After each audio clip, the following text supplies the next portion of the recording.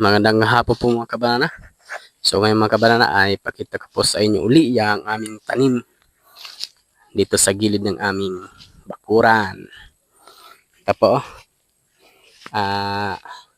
ang taas na ng tanim kong lakatan. Yung iba na munga na po yun. Oh. Yung iba mga kabanana na lakatan ay ano na po, na hinugna na. Kaya na po namin. Tsaka po mga kabanana, yung dagmay, taas na nila. At tsaka yung upo po namin dito, kabanana, ano na, taas. So gumagapang na po sila pataas. So ayan po ay nanmulaklak na rin po sila mga kabanana. Yan. Ito ang bulaklak kabanana. Yan o, puti. Sama yun. Yun o. Ayan po, yung tinoro ko. Bulak. Tsaka yung marigoso namin dito mga kabanana. Namunga na po. So pakita ko po sa inyo kung gaano nakalaki. Ayan po mga kabanana.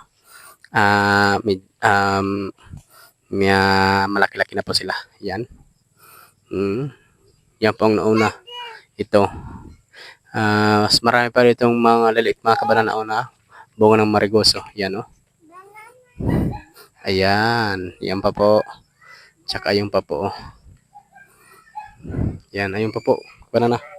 Yung mga marigoso na bunga. Yan po. Tsaka matas na rin po yung ano mga namin kabanana. Yung ano dito. Yung ano matawag ito? Ayan po. Kamatis. Yan po. Ilang weeks lang po yan ay mamulaklak na. Ito pa po, opo yan. Opo. Ano po yan, kamatis.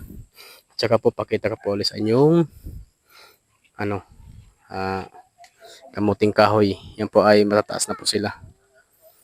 Yan po, mataas na po sila.